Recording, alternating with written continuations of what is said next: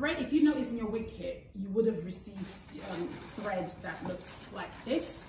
This is probably the thread you're used to, but the only problem with this kind of thread is that it doesn't last long. It'll probably last you like a 1 wig and a half, and it's really expensive. It's like $3 or whatever. So I always buy this. It's more economical. The only thing is, you know, sometimes we put it here is the jiggling around. So a couple of hacks you can use to keep it on there securely.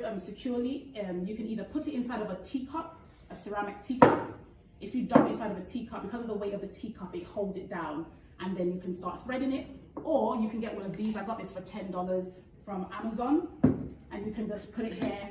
And if you end up buying this kind of thread, which is even more economical, I think this was like $7 and it would last forever, you can use that as well to make your wig. So then you just thread it through there and then do that. All right, so that's the hack for you. So don't waste your money buying these little ones. They really don't last. So this I got from a company called, the company is actually on the, if you go through it, you'll see the name. Is it called Thread Art? I think it's called Thread Art. And they always do like these coupons and everything, and you can buy like 50 or whatever for like $15, something like that.